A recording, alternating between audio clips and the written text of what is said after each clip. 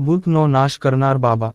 મારી ચેનલ માંગ નવા છો તો મારી ચેનલને લાઈક કરો, શેર કરો, સબસ્ક્રાઇબ કરો. ધન્યવાદ. વર્ષો પહેલા માધોપુર અને શ્યામપુરના જંગલોમાં ભૂતપ્રેતની વાતો ફેલાઈ હતી.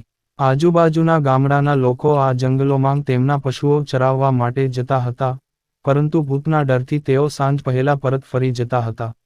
એક દિવસ રાજીવ પણ એ જ જંગલમાં પોતાની બકરીઓ માટે ઘાસ લેવા ગયો. રાજીવ, જે ઘણીવાર કામથી દૂર રહેતો હતો, તે મજબૂરીમાં જંગલમાં આવ્યો હતો, તેથી તે ઘાસ કાપવાના મૂડમાં જ નહોતો. જંગલમાં આજુબાજુ જોયું તો તેણે જોયું કે ત્યાં કોઈ ઘાસ નથી કારણ કે બધી ગાયો અને બકરીઓ ઘાસ ખાય છે. હવે તે મૃત હૃદય સાથે આગળ વધવા લાગ્યો. માર્ગમાં, તે લગભગ જંગલની મધ્યમાં પહોંચી ગયો હતો. ત્યાં ઘણા બધાં લીલાંગ ઘાસ અને પાંદડાંથી લદાયેલા વૃક્ષો હતા. નજીકમાં એક ધોધ પણ વહી રહ્યો હતો. આ બધું જોઈને રાજીવ વધુ આળસુ બની ગયો. તેણે પથ્થરો પર બેસીને થોડો સમય આરામ કરવાનું વિચાર્યું. સૂતાની સાથે જ રાજીવ ગાઢ ઊંઘમાં ગયો અને સપના જોવા લાગ્યો. સ્વપ્નમાં જ, રાજીવ જંગલમાંથી રસ્તો ખોવાઈ ગયો હતો અને તેણે એક વિચિત્ર માણસ પણ જોયો હતો. માણસનો દેખાવ એટલો ડરામણો હતો કે રાજીવ જાગી ગયો. ગભરાયેલો રાજીવ તરત જ ઊભો થયો અને બકરાઓ માટે ઘાસ કાપવા લાગ્યો. ભલે તે ઘાસ કાપતો હતો, પણ તે તેના સપનામાંથી તે ડરામણી વ્યક્તિનો ચહેરો તેના મગજમાંથી બહાર કાઢી શક્યો નહીં. સૂર્યાસ્ત થવાનો હોવાથી રાજીવ ઝડપથી ઘાસ કાપી રહ્યો હતો. થોડી વાર પછી તેણે બે લોકોનો અવાજ સાંભળ્યો.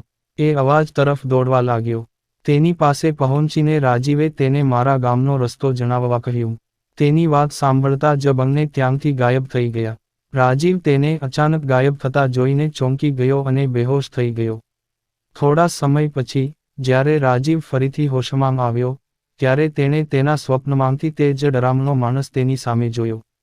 તેની આંખો લાલ હતી અને તેના દાંત બહાર નીકળ્યા હતા. કોઈક રીતે, તેણે પોતાની જાત પર કાબૂ મેળવ્યો અને ત્યાંથી પાગલની જેમ ભાગવા લાગ્યો. તે જ ક્ષણે એક રીંછ તેની સાથે અથડાયું. તેણે રાજીવ પર એટલો ધક્કો માર્યો કે તે નીચે પડી ગયો. પછી રીંછ પણ માણસના રૂપમાં આવ્યું. તે પણ વિચિત્ર અને ડરામણી હતી. હાથ વાંકા ચૂકા હતા, હોઠ કપાયેલા હતા અને પગ ઊંધા હતા. અહીં જંગલમાં ફસાયેલો રાજીવ સમજી શક્યો નહીં કે તેની સાથે શું થઈ રહ્યું છે. બીજી તરફ તેના પરિવારજનો ચિંતાતુર બન્યા હતા. રાતના 10 વાગ્યા હતા, પણ રાજીવ ઘરે પાછો આવ્યો ન હતો. તેનો ભાઈ તેને શોધવા જંગલ તરફ નીકળ્યો. રાજીવનો ભાઈ એક પગથી બરાબર ચાલી શકતો ન હતો, તેથી તેના માતા પિતા સાથે ગામના કેટલાક લોકો પણ તેની મદદ કરવા નીકળ્યા. જંગલમાં પહોંચ્યા પછી, બધાએ રાજીવના ભાઈ અને માતાને જંગલની સીમમાં રહેવા કહ્યું અને તેઓ પોતે ટોર્ચ અને કેટલાક હથિયારો સાથે અંદર ગયા. લગભગ 3-4 કલાક સુધી બધાએ તેને જંગલની આસપાસ શોધ્યો, પરંતુ તે ક્યાંય મળ્યો નહીં. હવે માત્ર જંગલનો અંદરનો અને ગાઢ ભાગ બચ્યો હતો. રાતના 4 વાગી ગયા હતા એટલે બધાએ સવારની રાહ જોવાનું નક્કી કર્યું અને થોડીવાર જંગલમાં બેસી ગયા.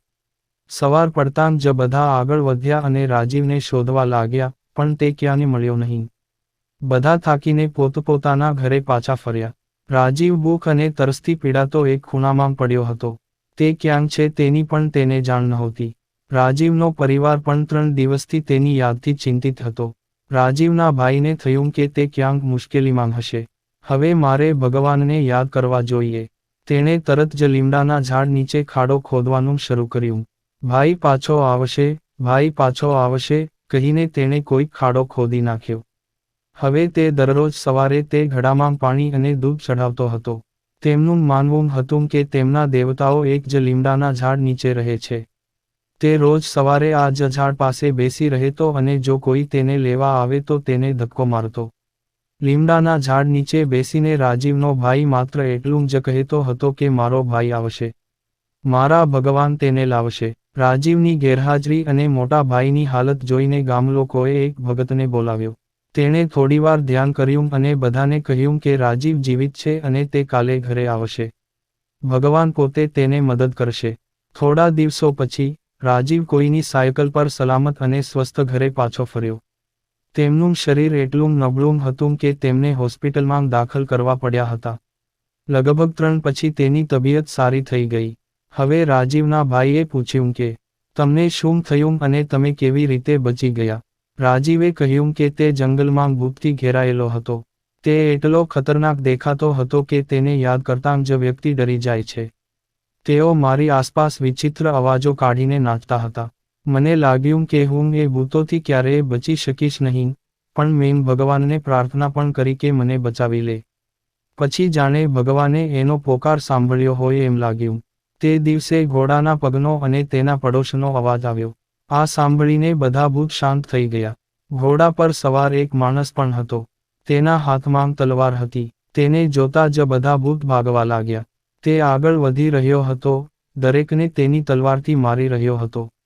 પછી ઘોડેસવારે મારી સામે જોયું અને કહ્યું કે હું ફક્ત તમારા માટે જ આવ્યો છું. હવે કશાની ચિંતા કરશો નહીં. સવાર પડતાં જ કોઈ તમને લેવા આવશે, હવે તમે આરામ કરો. રાજીવે વધુમાં કહ્યું કે તેમના શબ્દોથી તેમના હૃદયને સાંત્વના મળી. બધાં ભૂત પણ ત્યાંથી નાસી ગયાં હતાં, તેથી હું ડર્યા વિના સૂઈ ગયો. સવારે આંખ ખોલતાંની સાથે જ એક માણસ સાયકલ ચલાવતો હતો. તેણે મારી તરફ હાથ લંબાવ્યો અને કહ્યું, તમારું ઘર ક્યાં છે? હું તમને ત્યાં લઈ જઈશ. તે પછી તે મને ઘરે લઈ આવ્યો. વાર્તામાંથી બોધ: જો ભગવાનમાં અતૂટ શ્રદ્ધા હોય, તો તે ભક્તની મદદ કરવા માટે ચોક્કસ કોઈને કોઈ સ્વરૂપે આવે છે. પૂરી વાર્તા સાંભળવા માટે ધન્યવાદ.